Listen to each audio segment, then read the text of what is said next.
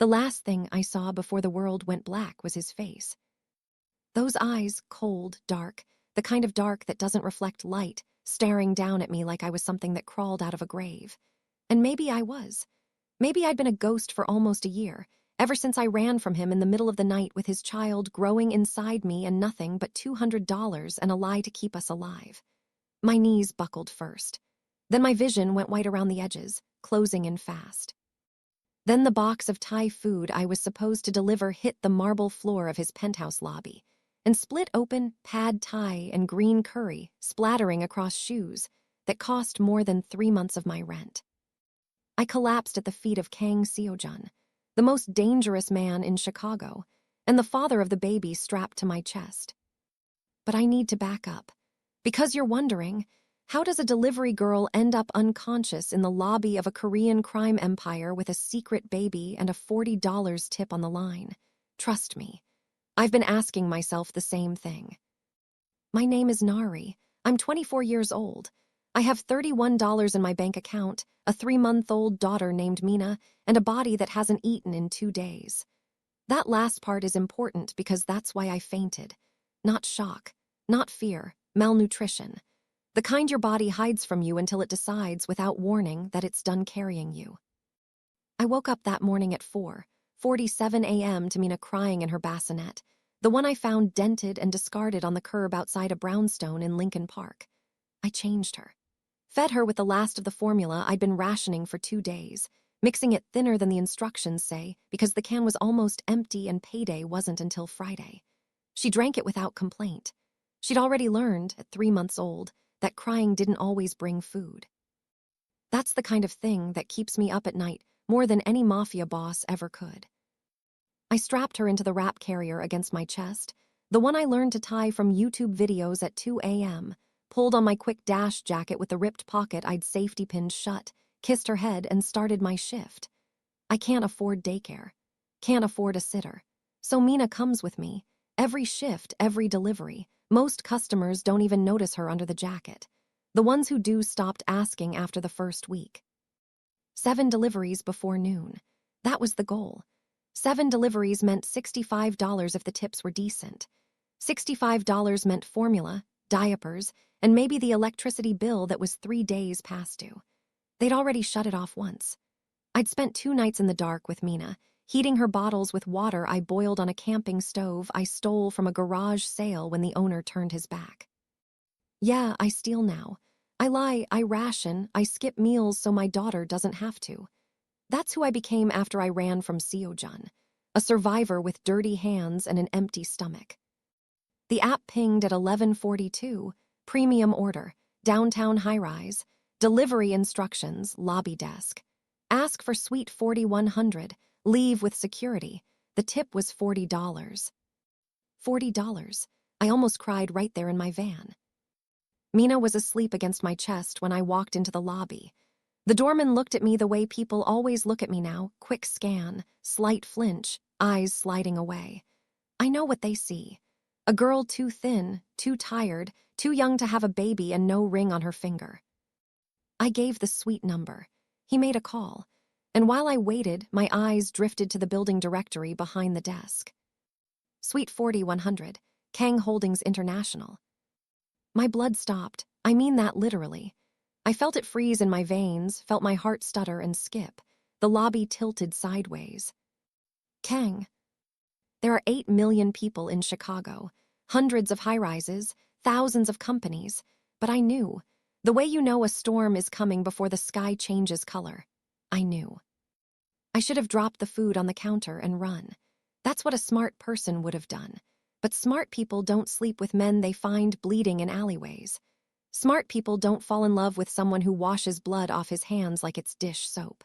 Smart people don't run away pregnant and spend a year pretending they can outrun a man who owns half the city's underworld. Ma'am, they're sending someone down. I stayed, stood there like an idiot, telling myself I'd hand it off and leave, and that would be it. The doorman hung up the phone. Someone's coming down to collect. A woman stepped off the elevator. Young, suited, efficient. She took the delivery bag from my hands, said thank you without looking at me, and turned back toward the elevator. That should have been it. Walk away, collect my $40, feed my baby. But the elevator doors opened again, and this time it wasn't a stranger. He was on his phone, mid-conversation, walking fast, two men flanking him, suits and earpieces, scanning the lobby out of habit. He was heading for the front doors, and his path took him within 6 feet of the delivery desk, within 6 feet of me. He'd cut his hair, shorter on the sides, sharper. The tattoos I remembered, serpents and smoke and something like scripture crawling up his neck, across his knuckles, down both arms, were on full display beneath rolled-up sleeves. He was talking in Korean, fast and sharp, not looking at me, not looking at anything except whatever problem was on the other end of that call. He was going to walk right past me, leave the building without ever knowing I was there. And then Mina woke up. That soft grunt she makes, then a stretch, then a small, sharp cry, not loud, but enough to make him glance sideways the way anyone would glance at a baby crying. His eyes found mine. And I want to tell you time stopped because that's what people say in stories. But it didn't stop. It was more like everything I'd spent a year burying came up at once. The rain, the blood, his hands on my face in the safe house. The way he said my name, Nari, like he was trying to memorize the shape of it. That night. The night I've replayed 1,000 times even though I told myself I wouldn't. He stopped walking. The phone lowered. The Korean cut off mid-sentence. His guards stopped too, hands going to their jackets, reading the change in their boss. He was staring at me, then down at Mina, then back at me, his face completely still, not calm, just frozen. A man whose brain had short-circuited. I was trapped, front door behind him, elevator behind me, guards on either side, nowhere to go. And then the moment broke, and I was back in my body, my malnourished, anemic 4 hours of sleep body, standing 6 feet from the man whose child was strapped to my chest in a $12 carrier from Facebook Marketplace. The room tilted, my knees dissolved. And I went down. If you're new here, you just walked into a story you're not going to be able to walk away from. Hit subscribe and like right now, because what happens next? You need to see it. Let's go. I came back to consciousness on a leather couch. Not in the lobby, someone had carried me upstairs. I could smell cedarwood, and for one disoriented heartbeat, I thought I was back in the safe house. Back in that night. Then Mina cried and everything snapped into horrifying focus. She wasn't on me. The carrier was empty against my chest. My hands flew to the fabric, grasping, clawing, and the panic that ripped through me was animal, violent, mindless, primal. She's here. His voice, low, controlled, too controlled, the voice of someone holding something down with both hands. I turned. Seo-jun sat in a chair 6 feet away, and in his arms, was my daughter. He held her with an ease that shouldn't have been possible for a man whose hands had ended more lives than I wanted to count. Mina wasn't crying anymore. She was staring up at him with that intense, unblinking focus she has studying his face the way she studies everything, like she's memorizing the world one detail at a time. Give her to me. My voice was raw, stripped to the wire. He didn't move. His gaze was locked on Mina, and his face was doing something I'd never seen before, like watching a wall crack from the inside. I watched him trace her features with his eyes, the shape of her brow, the set of her tiny jaw, the exact shade of her skin. He was counting backward. I could see it month by month, week by week, all the way back to a night in February when the power went out and neither of us could pretend anymore. How old? He asked. Give her to me, Seo-jun. How old? 3 words, 3 detonations. 3 months.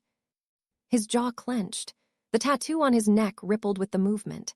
His eyes came up to mine, and I've seen a lot of things in Kang Seo-jun's eyes.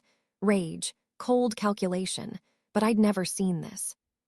This was the face of a man who just realized he missed everything. The first breath. The first cry. 3 months of his daughter's life gone because the woman he'd been tearing the city apart to find was hiding 12 miles away in an apartment with no heat. She's yours, I said, because there was no point in lying, not with her face a mirror of his. The silence that followed was the loudest thing I've ever heard. A year, His voice was quiet, too quiet. You've been gone almost a year. Yes. He stood, slowly. Mina looked impossibly small against him. He walked toward me, and I could see him holding something back, every step controlled, every muscle tight, like if he let go of whatever he was containing, the room wouldn't survive it. You ran, in the middle of the night. No note, no word. You disappeared and you took. His voice fractured, like bone under pressure. He looked down at Mina. You took her from me. I didn't know I was pregnant when I left. And when you found out, his eyes lifted. Why didn't you come back? Come back to what? The words came out harder than I intended. To a man who tortures people in his basement. To a world where a baby is a target. I was supposed to bring her into that. That wasn't your decision to make alone. The hell it wasn't. I stood, even though my legs were still shaking. You don't get to be angry at me for protecting our daughter. Protecting her? He stopped moving. His voice dropped low. You want to talk about protection? I've had 17 men searching for you for almost a year, every shelter, every clinic, every hospital in this city. I spent 4 months convinced you were dead. His hand was trembling. I'd never seen Kang Seo-jun's hand tremble. I went to morgues, Nari. I looked at bodies. Women your age, your build. Every time I thought this is her. This is how I find out. The words hit me like something physical. I'd been so consumed with surviving that I never considered what my disappearance looked like from his side. A woman vanishing in the night from a man with enemies everywhere doesn't look like escape. It looks like murder. I didn't, my voice cracked. I didn't think about that. No, you didn't. He looked at Mina, then back at me. At my collarbone visible through my shirt. At the dark circles under my eyes. At my wrists thin enough to snap. You're starving, Nari. You can barely stand. Your hands are shaking. How long since you've eaten? I didn't answer. How long? 2 days. It came out like a confession. I've been giving her everything. The formula, the food she eats first. Always. Something shifted in his face. The anger drained out, and what was left underneath was worse. I think it was shame. The kind you feel when you realize you've been eating 3 meals a day in a penthouse while your kid's mother was starving 12 miles away. He didn't say that, but I watched him swallow it, and it looked like it hurt going down. He pressed a button on his desk, spoke Korean into the intercom. Within 90 seconds, a woman appeared with a warmed bottle of formula, the expensive kind, the brand I couldn't afford, and a tray of food. Rice, soup, protein, fruit, more food than I'd seen in a week. 8, he said. I need to feed Mina first. The bottle is for Mina, the food is for you, both, now. I sat down and fed my daughter with one hand while eating rice with the other, and I hated that I was crying. I hated that he could see me crying. I hated that the rice tasted so good it made my chest ache. He watched me eat every bite and I couldn't read his face, like he was angry and sad and relieved all at once and didn't know which one to land on. Neither did I. I need to tell you about the night everything started. Not the night I ran, the night I found him. Because you can't understand why I'm sitting in this man's penthouse feeding his baby if you don't understand how we got here. About a year ago, February, Chicago cold, the kind that doesn't just bite, it buries you. I was finishing my last delivery, cutting through an alley I'd used 100 times. My headlights swept the pavement and I saw the blood first. A long smear, dark and wet, leading from a bullet-riddled SUV to a figure slumped against a dumpster. My brain said drive asterisk. My hands turned the wheel toward him. 3 gunshot wounds, 2 in the torso, 1 in the thigh.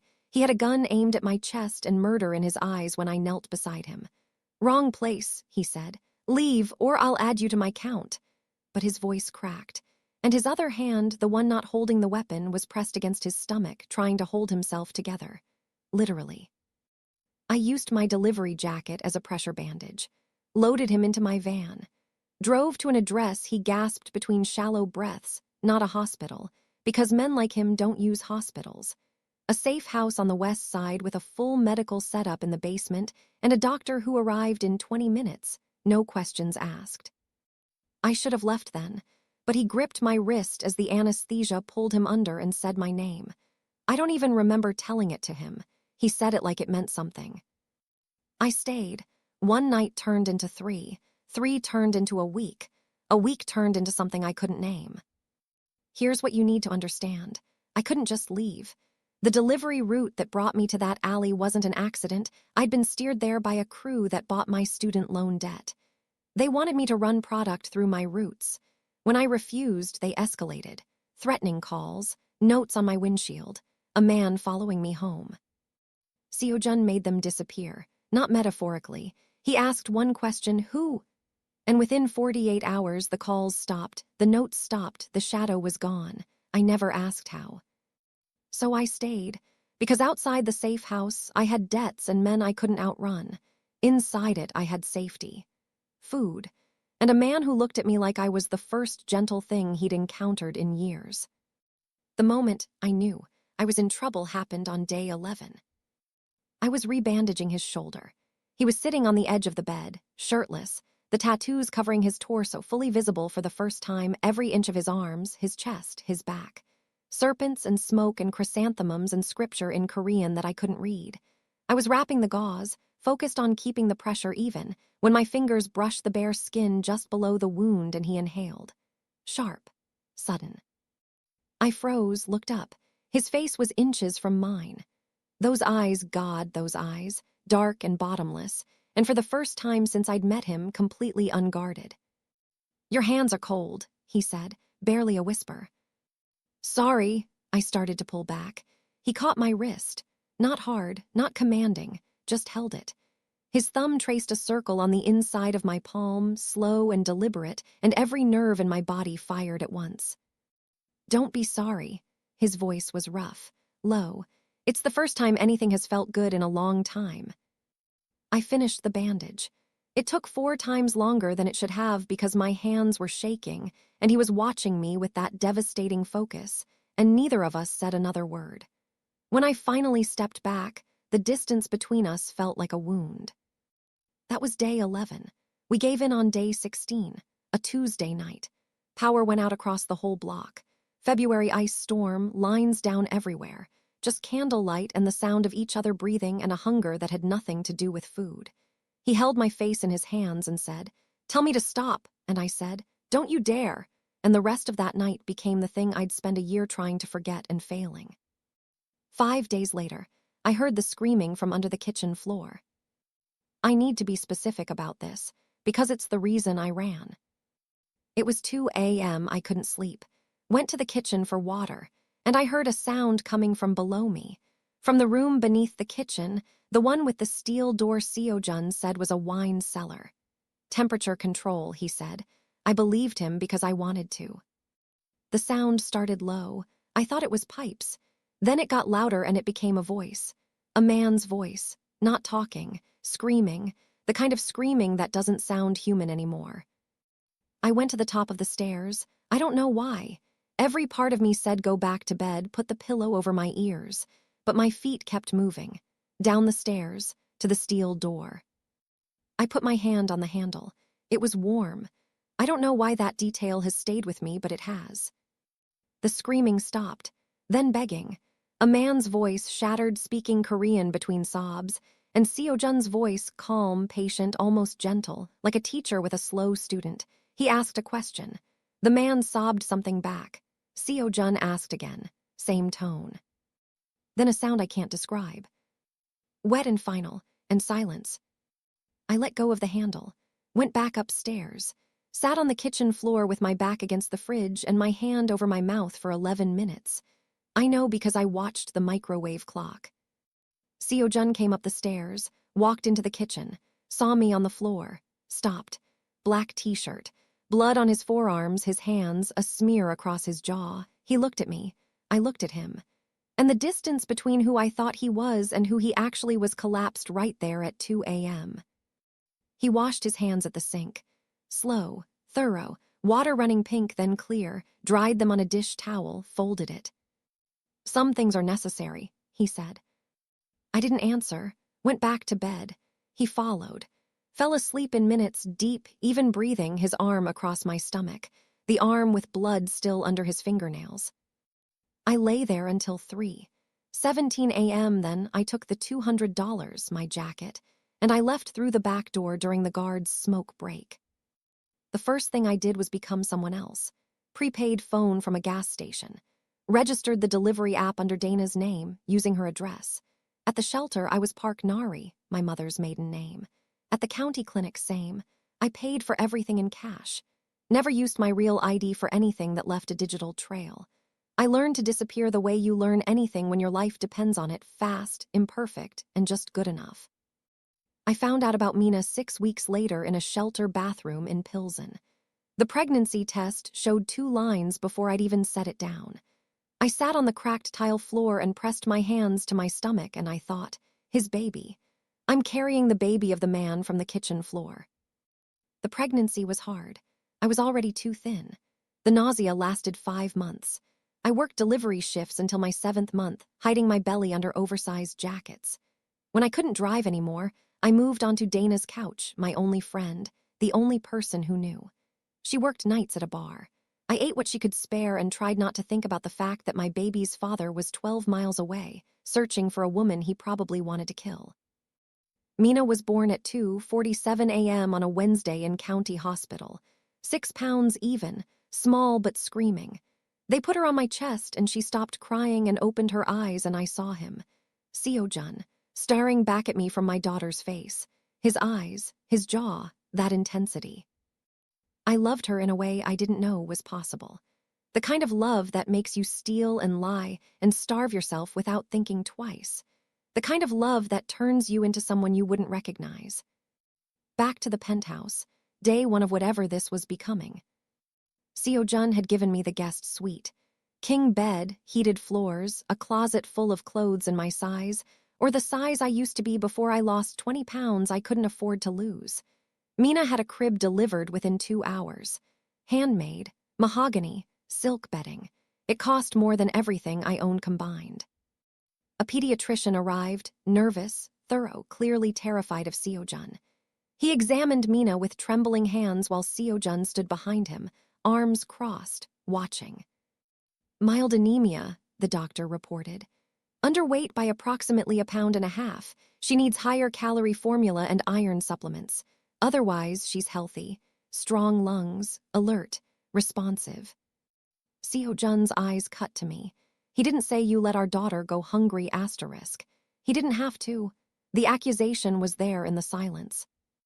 I did everything I could, I said. I know. His voice was quieter than I expected. That's what terrifies me, that your everything still wasn't enough because you were alone, because I wasn't there. I hadn't expected that. The guilt instead of the blame. It disarmed me more than anger would have. Day 2, Seo-jun's lieutenant, Jaeyeon, walked into my room at 7 a.m. without knocking. She was terrifyingly composed, mid-40s, silver streak in her black hair, the posture of someone who could kill you with a ballpoint pen. We need to discuss your situation, she said. My situation. The Kang family council knows you exist. They've known since you left. She let that land. Seo-jun's uncle, Chairman Kang Di-ho, has had people tracking your trail for months. How? I changed my name, paid cash for everything. The chairman has informants, Seo-jun doesn't. Hospital clerks on payroll. Someone at the county clinic flagged your intake fake name didn't match the face on the security camera. They tracked you to the shelter, to the delivery app. They've known about the baby since your 2nd trimester. She paused. They didn't tell Seo-jun because you were more useful as a secret, a hidden card to play when the time was right. What kind of leverage are we talking about? The kind that ends with a custody order from a judge the council owns. Or worse, an accident that removes the complication entirely. I stared at her. They'd kill a baby. Jaeyeon's expression didn't change. They'd remove a threat. In their calculus, that's different. It's not different. No, she agreed. It's not, which is why we need to move quickly. This is why I couldn't just take Mina and walk out the front door. The doors weren't locked. The elevator worked. But go where? Back to an apartment with no heat and a family council hunting my daughter. I'd already tried running. A year of running had nearly killed us both. Seo-jun found me that evening in the nursery, rocking Mina. Jaeyeon told you, he said. About your uncle, about the council, about the fact that powerful men want my daughter dead because she's inconvenient. Yeah, she told me. He sat in the chair across from me, elbows on his knees, hands clasped. The tattoos on his knuckles spelled something in Korean I'd never asked him to translate. There's a way to protect her, he said. Both of you, permanently. How? Marry me. I actually laughed. It came out raw and broken, but it was a laugh. You're out of your mind. If you're my wife, Mina is legitimate, protected under the family charter. The council can't touch her or you. You'd have the full weight of the Kang name as a shield, not a target. A shield built on blood money and murder. A shield that works, which is more than your studio apartment offered. That landed. He knew it would. This is insane, Seo-jun. We barely know each other. We had 3 weeks and 1 night and a daughter. His voice was steady. We have a daughter, and in 24 hours my uncle is presenting the council with a motion to declare Mina illegitimate and strip my authority to claim her. If we're married before that meeting, the motion dies. If we're not, he stopped. His jaw tightened. I won't let them take her. I will go to war with my own family before I let that happen. But war means blood. Marriage means paper. I'd rather give you paper. I sat in that nursery for a long time after he left, rocking Mina, listening to her breathe, thinking about every choice that had led me here, the alley, the safe house, the night, the running, the hunger, the faint at his feet. I thought about saying no, about bundling Mina into the carrier and walking out the front door and disappearing again. I was good at disappearing. I'd done it for a year. I could do it again, new city, new name, new shelter. Start over, keep running. But then I looked at Mina, really looked at her, at the circles under her eyes that a 3-month-old shouldn't have, at the way her ribs were visible when I changed her, at how she'd learned to stop crying when she was hungry because crying never changed anything. I'd been choosing freedom over safety, and my freedom was killing my daughter slowly. I called Dana, the only friend I had left, the one whose couch I'd slept on during my last month of pregnancy. She picked up on the second ring. He wants to marry me, I said. The mafia guy, the one you. Yeah. Long silence. I could hear the bar noise behind her, glasses clinking, someone laughing. The sounds of a normal world that I didn't belong to anymore. Nari, is Mina safe? For now, but there are people who want to change that, powerful people, and he's the only thing standing between them and her. Do you trust him? I thought about that, about the blood on his hands, about the way he held our daughter like she was made of light, about the 17 men searching morgues for almost a year because he thought I was dead. I trust that he'd die before he let anyone touch her, I said. I don't know if that's the same thing. Another silence. Then Dana said the truest thing anyone had ever said to me. You're not choosing a husband, Nari. You're choosing a wall. Make sure it's thick enough. I went back to the study. He was standing at the window, the same position I'd found him in when I first walked into this building. The city sprawled below him like something he owned, which, in some ways, he did. Okay, I said. He turned. Okay, what? Okay, I'll marry you, but I have conditions. His eyebrows rose. I don't think anyone had given Kang Seo-jun asterisk conditions in a very long time. Mina is mine. My decisions, my rules, my final say on everything that involves her. You don't get to override me because you're her father or because you're a Kang or because you have an army. She's mine asterisk. She's ours. She's mine first, yours second, that's the deal. Something moved across his face. Not anger. If I had to name it, respect. Maybe the first real respect he'd shown me since I woke up on his couch. What else? When this is over, when Mina is safe, when the council is handled, when Juno or whoever else is out there is dealt with, I want the option to leave. Not run. Leave. Openly. With Mina. If I decide this isn't the life I want for her. His jaw tightened. You want an exit clause. I want a choice. A real one, not a cage with silk sheets. Neither of us said anything for a long time. Done, he said. The wedding was at midnight. A judge who arrived in a black car with tinted windows. 2 witnesses, Jae-yeon and a guard whose name I never learned. A piece of paper that either signed my life away or saved it. I still don't know which. I wore a dress someone bought in a rush, white, simple, wrong in every way a wedding dress should be right. Mina wore an $80 onesie and slept through the whole thing. Seo-jun slid a ring onto my finger. Platinum, heavy. It felt like an anchor, the kind that can either hold you steady or drag you under. The council meeting was 8 a.m. in a restaurant in Koreatown that hadn't served a civilian since 1987. Jae-yeon briefed me at 6 while I nursed Mina. 7 men. Chairman Kang Seo-jun controls the room. He'll try to invalidate the marriage. You need to be unbreakable. They'll test you. Don't flinch. The restaurant smelled like soy and old smoke. 7 men around a circular table. No windows. 1 door. Cigarette smoke thick enough to taste. I walked in with Mina on my chest, wearing the only decent outfit Jae-yeon had assembled, dark pants, white blouse, hair brushed for the first time in days. Seo-jun was already seated. He stood when I entered. That gesture, standing for me in a room full of men who saw me as nothing, said everything. Chairman Kang spoke first. Fast Korean, razor-edged. Other men responded, some heated, some measured. I understood none of the words and all of the meaning. They were debating whether my daughter deserved to exist in their world. Then Seo-jun spoke. 1 sentence, slow, deliberate. He repeated it in English, eyes locked on his uncle. Mina is my blood, Nari is my wife, and anyone who threatens either of them threatens me. Decide accordingly. 3 men started talking at once. The chairman raised a hand. Silence. He spoke, a question aimed at Seo-jun.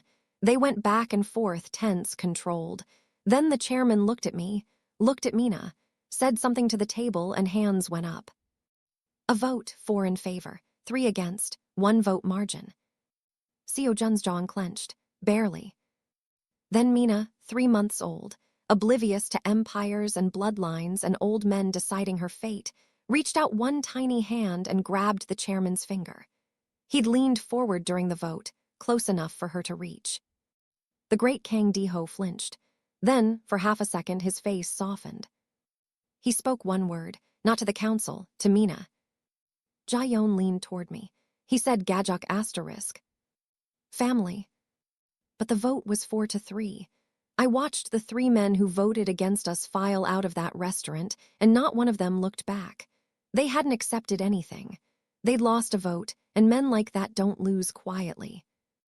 I should have felt relief, but I'd learned something about powerful men and their words. Gajok from the chairman's mouth didn't mean acceptance. It meant ownership, and ownership in this family came with a leash. The next 2 days were the strangest of my life. And I say that as someone who once performed field surgery on a mafia boss with a delivery jacket. We were married, same penthouse, same baby, and we had no idea how to be around each other. First morning, I came into the kitchen at 6 a.m. with Mina on my hip, and Seo-jun was already there, making coffee, in asterisk sweatpants. I'd never seen him in sweatpants. It was disorienting, like seeing a tiger in house slippers. Hair messy from sleep, tattoos on full display, and without the suits and the guards, he looked almost normal. Almost. He poured me a cup without asking. We stood on opposite sides of the kitchen island and drank in silence while Mina babbled. "There's oatmeal," he said. "If you want, the kind with the fruit in it, I had someone buy it. I didn't know what you—" He stopped, started again. "I don't know what you eat." "I eat whatever's there, Seo-jun." I almost said I've been eating expired gas station ramen for 6 months, but the look on his face stopped me. He was genuinely trying, and genuinely had no idea how. We ate oatmeal in silence, like 2 strangers at a bus stop who happened to be married with a baby and an assassination deadline. That night, he slept in his study. I didn't ask why. We both understood that whatever we'd been a year ago, the safe house, the candlelight, you can't just walk back into that. Too much had happened. But around midnight, I heard something in the hallway. I opened my door and saw Seo-jun sitting on the floor outside the nursery, back against the wall, head in his hands. Mina's door cracked open, just enough to hear her breathing. He didn't know I was watching. And because he didn't know, he wasn't performing, wasn't the boss, wasn't the heir. Just a man sitting outside his daughter's door in the dark, and his shoulders were shaking. I almost went to him. But what do you say to a man mourning 3 months he'll never get back? What words fix that? I went to bed, left my door open. In the morning, when he poured my coffee again, I said, "You can sleep in the room with us, if you want." He held his coffee with both hands and looked at the steam for a long time. "Yeah," he said, "okay." That night he slept on the far side of the bed. A foot of space between us, Mina in her crib. Neither of us slept well, but we were in the same room, and that was enough. The attack came the next morning. I was in the nursery changing Mina, singing a lullaby my mother used to hum. The room had been set up in a rush after we arrived, a spare bedroom converted overnight with a crib and a changing table. The window hadn't been reinforced yet. Jaeyeon had put it on the list. It was supposed to happen Thursday. The city glittered through the glass behind me, all those lights, all those lives going about their Tuesday without any idea what was happening 41 stories up. Mina was kicking her feet, that thing she does when I take her onesie off, legs pumping, gummy grin. I was laughing, actually laughing for the first time in months. The window exploded inward. Not cracked, detonated. 1,000 razor fragments raining across the nursery. I threw my body over Mina, curled around her, and felt the glass bite into my back, my arms, my scalp. The rifle crack came a half-second later, distant, flat, echoing off buildings. Second shot, 6 inches from my head, plaster and dust in my eyes. Sniper, 41 stories up, and someone had a sightline into the room where my daughter slept. I grabbed Mina and rolled to the floor. She was screaming that breathless, high-pitched terror wail that no baby should ever have to make. I pressed her against my chest with one hand, crawled on my elbows toward the door. Glass opened my palms. I couldn't feel it. My body had one function: get her out. Third shot punched through the wall above me, adjusting, recalculating. Seo-jun appeared in the doorway, gun drawn, eyes sweeping the room, shattered window, bullet holes, me on the floor bleeding and holding our screaming daughter. And his face, I'll never forget it. He looked scared. Actually scared. Not the controlled kind. The real kind. The kind where your body forgets to perform and your face just shows what's underneath. He pulled us into the interior bathroom. No windows, reinforced walls, slammed the door. Checked Mina, every inch, trembling hands, those tattooed fingers impossibly gentle on her skin. She was untouched. "You shielded her," he said. His voice was strange, quiet. Of course I shielded her. He looked at the blood running down my arms, the glass in my hair, and something in him went very still. The kind of still that comes before an earthquake. "Juno," he said. "My cousin. He voted against us in the council. If I have a legitimate heir, his claim to the chairmanship dies." So he shot at a baby. He shot at what threatens him. In his world, there's no difference. His phone rang. He answered. And I heard the voice on the other end tinny through the speaker, but clear enough. A man, young, amused. "Hi, Young." The voice was almost musical. "I heard glass breaking. Is everyone all right?" Seo-jun's knuckles went white around the phone. "You have one chance to disappear, Juno. One." Disappear, but I just got back. A laugh, light and careless. "I wanted to meet my new cousin. What did you name her?" "Mina. Pretty, very pretty. I hope she takes after her mother. Your bloodline has such unfortunate luck with longevity." Seo-jun said something in Korean. One sentence. The temperature in the room dropped 10 degrees. Juno's voice lost its playfulness. "You know where to find me, Hyung asterisk. The question is whether you'll come alone or whether you'll bring your little family. Because I'd asterisk love to see them again. Up close this time." The line went dead. Seo-jun lowered the phone. His hand was steady. His face was not. He pressed his lips to Mina's head. Then mine, quick, fierce, a brand more than a kiss. "Stay in this room. Don't open the door for anyone except Jaeyeon." He was at the door before I could speak. "Seo-jun." He turned, and the man looking at me wasn't the one who'd whispered my name in candlelight a year ago. This was the other one. The one who came upstairs with blood on his hands and called it necessary. "Come back," I said. "Whatever you do out there, come back." Something shifted in his expression. Not a softening, exactly. More like a man remembering why he had something to lose. "Lock the door," he said. He left. 4 hours. That's how long I sat on the bathroom floor with glass in my hair and Mina sleeping against my chest. I thought about running. The reflex was still there. But go where? I'd spent a year running and it had nearly killed us both. I'd run myself into a corner where my own body shut down and dropped me at his feet. Running wasn't courage. Running was the thing that was killing us. So I stayed, not because it was safe, because I was a mother and mothers don't choose what's safe. Mothers choose what's necessary. Seo-jun came back at 11 p.m. He'd changed clothes, fresh black shirt, sleeves rolled, no visible blood. But his knuckles told the story. Split across 4 fingers, bruised to the wrist, wrapped in gauze already spotting red. He sat beside me on the floor, looked at Mina, looked at the bandages Jae-yeon had applied to my hands and back while he was gone. "It's done," he said. Juno's operation, the sniper nest, his local contacts, his safe house. Dismantled. He's gone to ground, probably out of the city by now. But not finished. "No," he paused, "not finished." "Then what happens?" "We move. Tonight. There's a compound outside the city, fortified, secured. You'll be safe there while I dismantle the rest of his network." Mina stirred, opened her eyes, looked up at her father with that devastating focus, and reached for him. He took her, held her against his chest with those battered, bandaged hands, and she settled there like she'd been waiting her whole small life for exactly this. "I thought you were dead," he said, so quiet I almost missed it. "Every day, for a year, I had men in every shelter, every clinic, every hospital. I couldn't sleep. I kept your jacket, the one you left behind. It stopped smelling like you after 2 weeks. I kept it anyway." He swallowed. "Don't disappear again. Whatever I do, whatever happens, don't take her and vanish." "I won't." "Promise me." "I promise."